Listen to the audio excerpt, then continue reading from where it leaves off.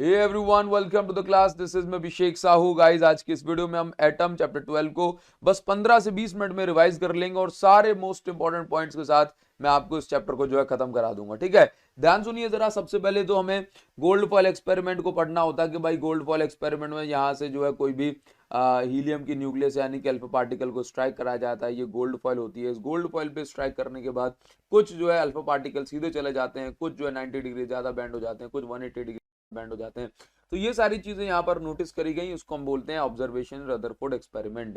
भाई ये Rutherford experiment या गोल्ड फॉयल एक्सपेरिमेंट की जो ऑब्जर्वेशन है ये मोस्ट इंपॉर्टेंट है। यहाँ से एग्जाम में क्वेश्चन पूछा जाता है और कैसे क्वेश्चन आता है वो भी मैं आपको बता देता हूँ।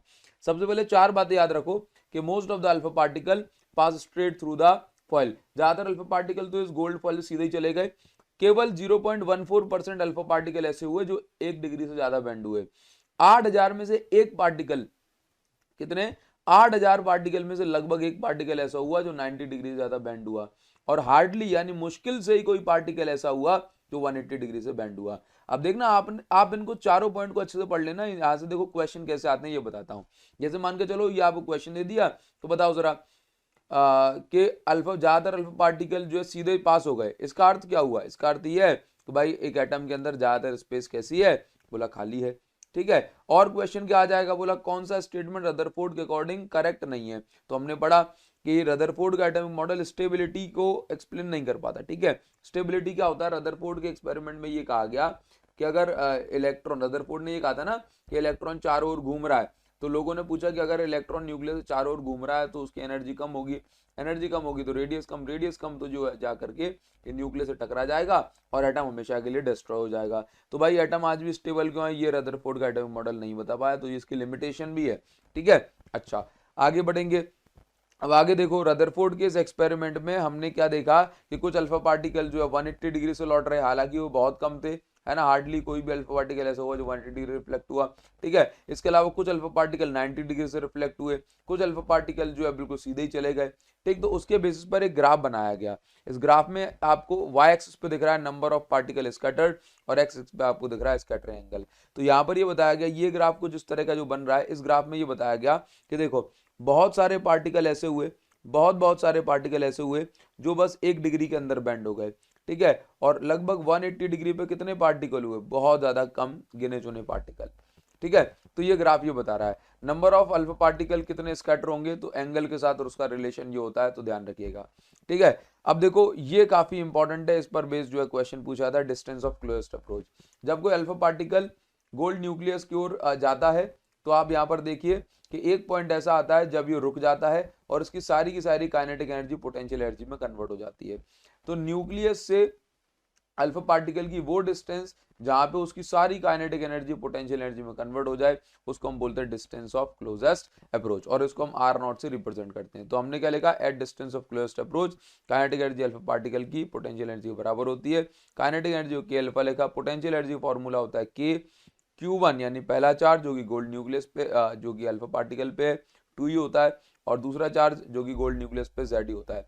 ठीक है, तो आर नॉट की वैल्यू आ गई 2kZe² बाय के अल्फा। ठीक है, अगर प्रोटॉन की हम बात करें तो प्रोटॉन पे चार्ज 2E तो नहीं होता, प्रोटॉन पे तो ओनली एक ई चार्ज होता है। ठीक है, तो देखो यहां से बस 2 हट जाएगा, तो यही फॉर्मूला प्रोटॉन के लिए बन गया। के है 1/4 पे एप्सिलॉन नॉट। और याद रखिए डिस्टेंस ऑफ क्लोजेस्ट अप्रोच से साइज ऑफ न्यूक्लियस निकाला जाता है। अब आप भी कहेंगे सर इस पर बेस्ड क्वेश्चन भी आते हैं कि नहीं आते? तो भाई फॉर्मूले याद रखना, क्वेश्चन आते हैं। जैसे कि 2025 का यही क्वेश्चन देख लो, 2025 का। अब देखो इसमें प्रोटॉन के लिए पूछ लिया कि एक प्रोटॉन, इसकी एनर्जी इतनी है, ये गोल्ड न्यूक्लियस की ओर जा रहा है, तो बताओ डिस्टेंस ऑफ क्लोजेस्ट अप्रोच निकालनी है। तो भाई प्रोटॉन के लिए हमने ये फॉर्मूला सीखा, तो बताओ kZe² upon kinetic energy of proton. इस फॉर्मूले में सारी वैल्यू पुट करी और आंसर आ गया। काइनेटिक एनर्जी प्रोटॉन की इतनी है, पहले मेगा इलेक्ट्रॉन वोल्ट में लिखी थी, उसको हमने 1.6 × 10⁻⁹ का इंटू करके जूल में कन्वर्ट कर लिया। ठीक है, वैल्यूज पुट करी, आंसर आ गया। ठीक है, अच्छा देखो अब आगे बढ़ेंगे। Impact parameter. इम्पैक्ट पैरामीटर क्या होता है? ये देखो ये न्यूक्लियस है बहुत छोटी सी, कोई अल्फा पार्टिकल जैसे सीधे जा रहा है। ठीक है, अब सीधे जा रहा है तो आप यहाँ पर देखो ये जो लाइन जो आप देख रहे हो, ये इसको हम बोलते हैं न्यूक्लियस की एक्सिस। क्या बोलते हैं? न्यूक्लियस की सेंट्रल एक्सिस। तो अब इस लाइन से कितने ऊपर पर कितनी परपेंडिकुलर डिस्टेंस पर कोई भी जो है पार्टिकल जा रहा है, इसको हम बोलते हैं इम्पैक्ट पैरामीटर। जैसे 2 सेंटीमीटर डिस्टेंस हो गई है तो 2 सेंटीमीटर इम्पैक्ट पैरामीटर की वैल्यू है। अब देखो ये डिस्टेंस ज्यादा हो गई 4 सेंटीमीटर, तो 4 सेंटीमीटर इम्पैक्ट पैरामीटर की वैल्यू है। ये डिस्टेंस और ज्यादा हो गई 10 सेंटीमीटर, तो 10 सेंटीमीटर इम्पैक्ट पैरामीटर की वैल्यू है। तो इम्पैक्ट पैरामीटर न्यूक्लियस की सेंट्रल लाइन से लेकर के जो चार्ज की जो वेलोसिटी है स्टार्टिंग में वहां तक की परपेंडिकुलर डिस्टेंस को कही जाती है इम्पैक्ट पैरामीटर। ठीक है, अब देखो ये दूरी यानी इम्पैक्ट पैरामीटर जितनी बड़ी होगी उतना ही कम रिपल्सिव फोर्स लगेगा, तो उतना ही ये कम स्कैटर होगा। तो बताओ ये सीधे ही चला गया। अब देखो ये पास से जा रहा है तो ये ज्यादा बेंड हो गया 90 डिग्री ज्यादा, ये थोड़े दूर से गया तो ये कम बेंड हुआ। अब कोई पार्टिकल बिल्कुल ही सीधे चला गया यानी इसका इम्पैक्ट पैरामीटर तो जीरो ही हो गया, तो सीधे जाएगा और सीधे ही लौट के आ जाएगा। तो याद रखो इम्पैक्ट पैरामीटर बताता है कौन सा पार्टिकल किधर जाएगा।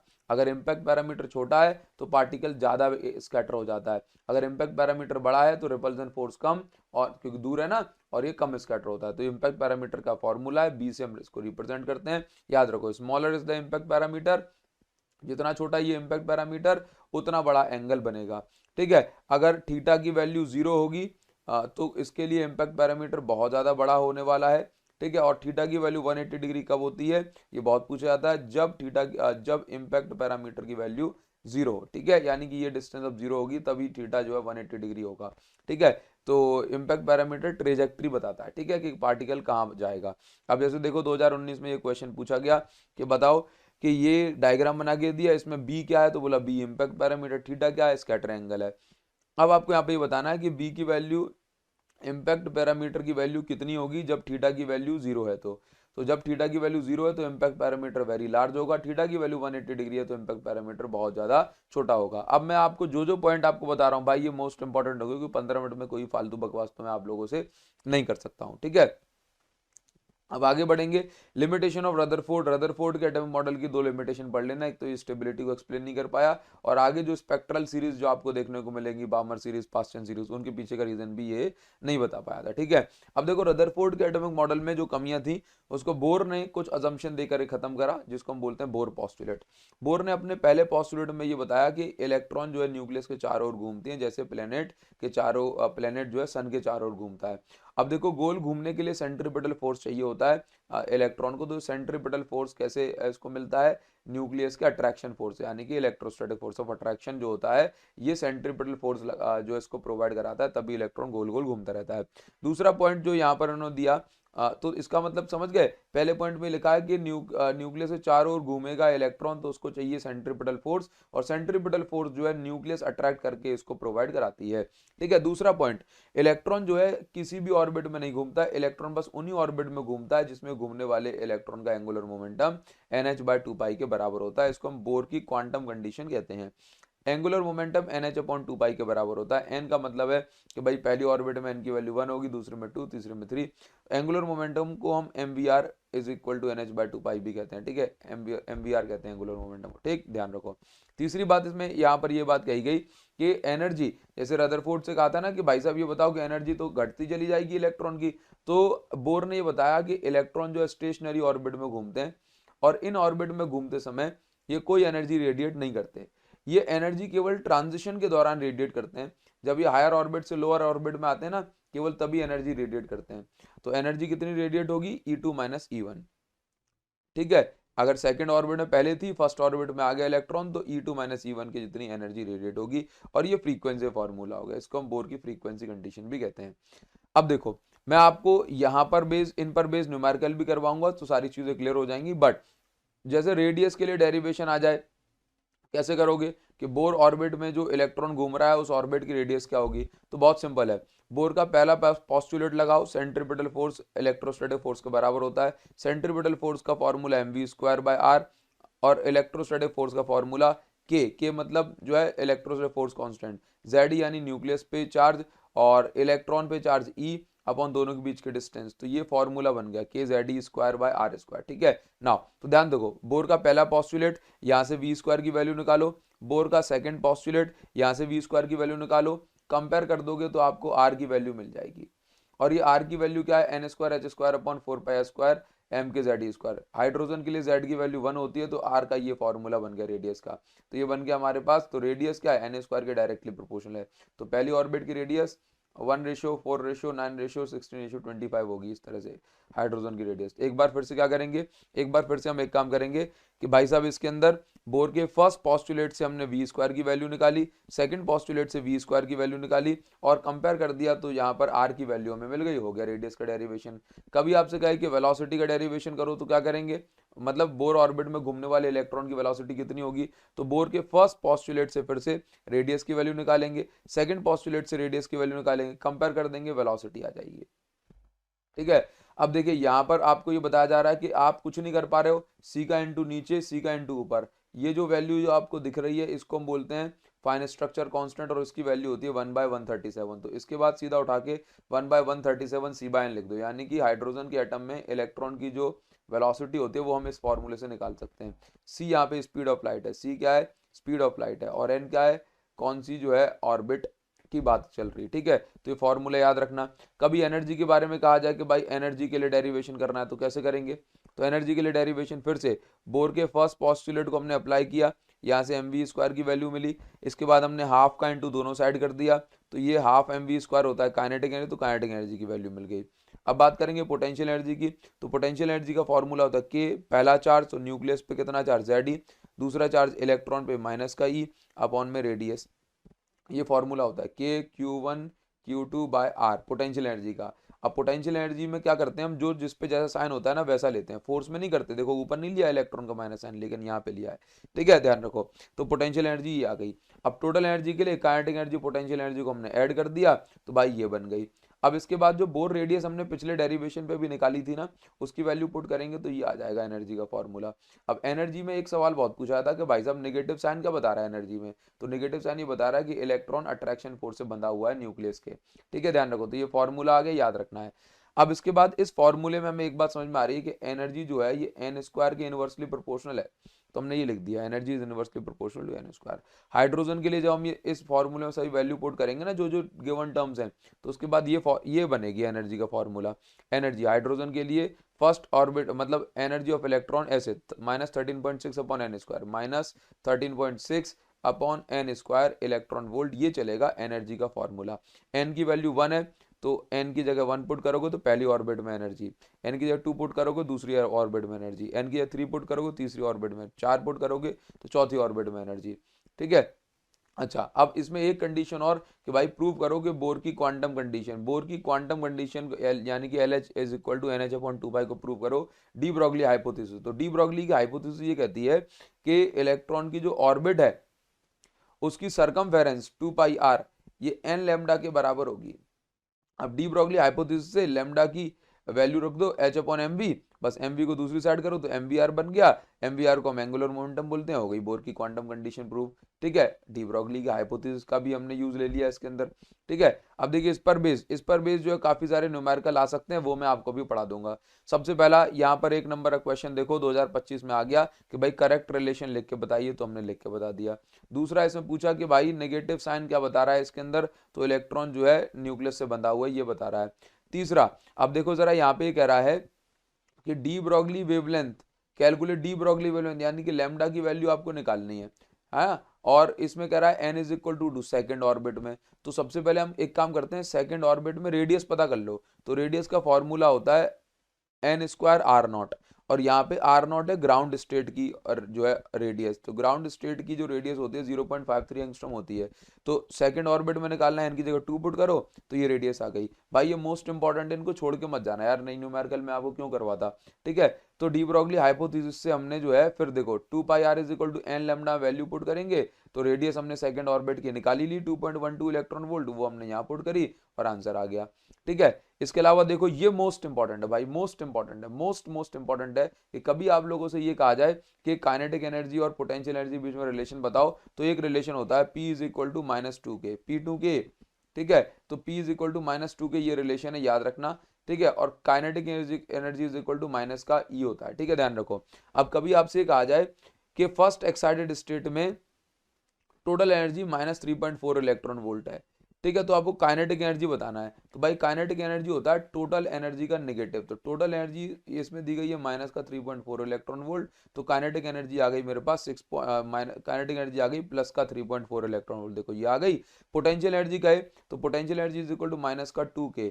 अब ये देख रहे हो माइनस का 2 और k की वैल्यू तो मैं 3.4 निकाल ली थी, तो यहाँ पे माइनस का 6.28 इलेक्ट्रॉन वोल्ट आ गई। मोस्ट इंपॉर्टेंट है, ठीक है। तीसरा क्वेश्चन बहुत ज्यादा जरूरी नहीं है, ठीक। अब देखिए, अब यहाँ पर देखो, तो ये कभी भी कुछ भी कह देगा। लेट से आपसे कह देगा कि भाई फर्स्ट ऑर्बिट में अगर मेरे पास एनर्जी है माइनस 13.6 इलेक्ट्रॉन वोल्ट, ठीक है, टोटल एनर्जी, तो बताओ काइनेटिक एनर्जी बताओ, तो ये हो जाएगी प्लस का 13.6 इलेक्ट्रॉन वोल्ट, ठीक है। अब आपसे कहेगा पोटेंशियल एनर्जी बताओ, तो माइनस का 2 इंटू 13.6 इलेक्ट्रॉन वोल्ट।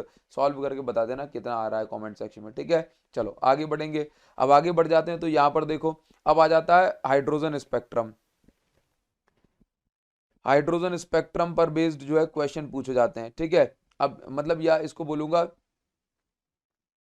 अब आ जाते हैं spectral series of hydrogen atom. Spectral series पर बेस्ड क्वेश्चन पूछा जाते हैं। देखो अभी तक हमें ये तो पता है कि कोई भी इलेक्ट्रॉन हायर ऑर्बिट से लोअर ऑर्बिट में आता है तो एनर्जी रिलीज होती है, ठीक है।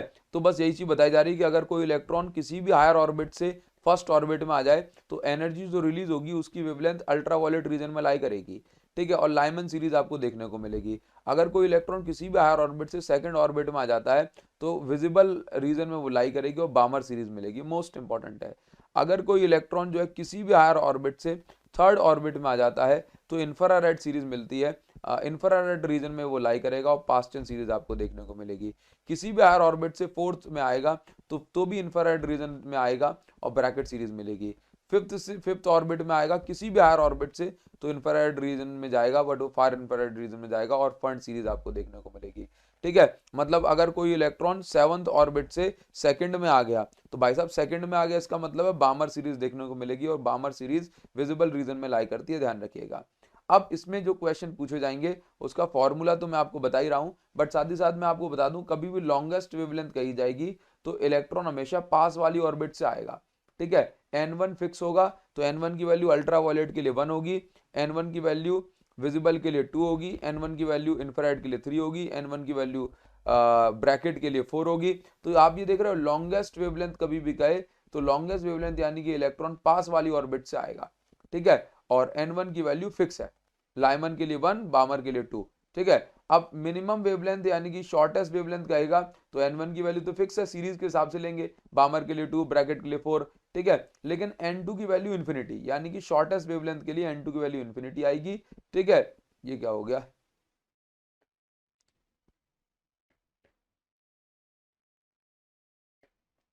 ठीक है। लॉन्गेस्ट वेवलेंथ के लिए n2 की वैल्यू पास वाली ऑर्बिट। अभी समझा देता हूं, जैसे मान के चलो ये जो फॉर्मूला आप देख रहे हो उसको हम रेडबर्ग फॉर्मूला बोलते हैं, ठीक है। आर की वैल्यू फिक्स है, आर की वैल्यू वैसे होती है 1.097 10⁻7 मीटर इनवर्स, 10⁻7 मीटर इनवर्स होती है, ठीक है। बट आपको हमेशा याद रखना है 1/r की वैल्यू कहीं पे भी आ जाए तो आप इसको उठा के 911.5 एंगस्ट्रॉम ले लेंगे, कभी भी 1/r की वैल्यू हम इतनी लेंगे। तो क्वेश्चन पूछा गया कि अगर कोई इलेक्ट्रॉन थर्ड ऑर्बिट, ये हायर ऑर्बिट है, थर्ड ऑर्बिट से फर्स्ट ऑर्बिट में आएगा तो कितनी वेवलेंथ रिलीज होगी। तो फॉर्मूला लगाया इतना। अब n1 की वैल्यू हमेशा छोटी वाली तो 1 और n2 की वैल्यू हायर ऑर्बिट यानी 3, वैल्यू पुट करी 1/λ की आ रही तो लैम्डा की आ गई, 1/r की वैल्यू 911.5 पुट करेंगे तो ये हमारे पास वेवलेंथ निकल के आ गई अगर कोई इलेक्ट्रॉन थर्ड से फर्स्ट ऑर्बिट में जाएगा तो। अब देखिए जरा यहाँ पे शॉर्टेस्ट एंड लॉन्गेस्ट वेवलेंथ जो है जरूर पूछी जाती है।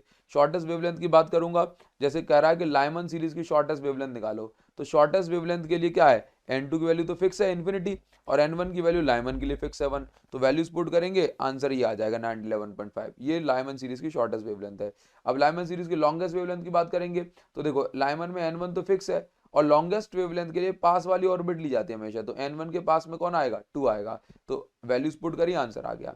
अब इसी प्रकार से लॉन्गेस्ट एंड शॉर्टेस्ट वेवलेंथ निकालना है बामर सीरीज के लिए, तो बामर के लिए n1 तो फिक्स है 2, अब शॉर्टेस्ट के लिए n2 की वैल्यू इन्फिनिटी होती है, ठीक है। वैल्यूज पुट करी आंसर आ गया, ये शॉर्टेस्ट वेवलेंथ। लॉन्गेस्ट वेवलेंथ के लिए n1 की वैल्यू तो फिक्स है बामर सीरीज, अब n2 की वैल्यू क्या होगी लॉन्गेस्ट के लिए, लॉन्गेस्ट के लिए पास वाली ऑर्बिट तो 2 के पास वाली 3, सर 1 नहीं हो सकती क्या, नहीं हायर ऑर्बिट लेते हैं हमेशा, वैल्यूज पुट करेंगे आंसर आ जाएगा, ठीक है। अब जैसे कभी कभी आपसे पूछ लिया जाए, ये होता है एनर्जी लेवल डायग्राम, तो एनर्जी लेवल डायग्राम में ये बताते हैं कि आप यहाँ पर देखो फर्स्ट ऑर्बिट की एनर्जी -13.6, सेकंड ऑर्बिट की इतनी, थर्ड ऑर्बिट की इतनी, फोर्थ ऑर्बिट इतनी, कि अगर कोई इलेक्ट्रॉन किसी हायर ऑर्बिट से आ गया फर्स्ट में तो लाइमन सीरीज, सेकंड में आ गया तो बामर सीरीज, थर्ड में आ गया तो पास्टन सीरीज, ये बताया जाता है। अब जैसे किसी क्वेश्चन में आपसे ये पूछ लिया जाए कि भाई ये बता दो जरा कि वेवलेंथ वगैरह कितनी निकलेगी, तो E = hc/λ वगैरह से हम बता सकते हैं, ठीक है। चलिए ध्यान रखो। अच्छा, अब इसके अंदर ना एक और चीज आ जाती है। अब देखिए बामर के लिए ना एक स्पेशल एक सीरीज बनाई गई है, H alpha, H beta, H gamma वाली।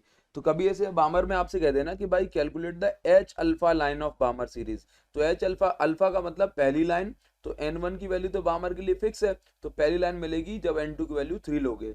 H बीटा लाइन कैलकुलेट करने को कहे तो बामर के लिए भाई N1 की वैल्यू तो फिक्स है 2, जबकि बामर सीरीज के लिए H बीटा यानी कि दूसरी लाइन, तो N2 की वैल्यू 4 लेना।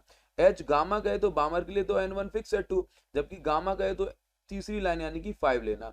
तो कभी भी आपसे कहे ना कि H beta, H gamma, H alpha line निकालो बामर सीरीज की, तो आप इस वाले फॉर्मूले में N1 की जगह तो आप 2 पुट करेंगे, है ना, क्योंकि बामर सीरीज, और N2 की जगह पे अल्फा के लिए 3, बीटा के लिए 4 और गामा लाइन के लिए 5 पुट करते हैं, है ना, और इसको रिडबर्ग फॉर्मूला कहते हैं।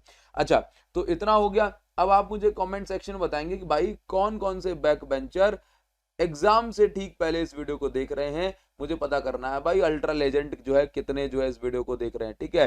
तो जो जो अल्ट्रा लेजेंड है भाई साहब, आप लोगों को कमेंट करना है और कमेंट सेक्शन में मुझे बताना कि सर आपकी वीडियो एग्जाम से ठीक पहले देख रहा हूं। कितने बच्चे एग्जाम के ठीक बाहर, एग्जाम सेंटर के ठीक बाहर इस वीडियो को देख रहे हैं, जल्दी से मुझे बताइए, ताकि मैं आपको ऑल द बेस्ट जो है विश कर दूं guys. All all all all the very best guys. आप लोगों का जो एग्जाम है वो बढ़िया जाए, बढ़िया बढ़िया जाए। Thank you guys, thank you.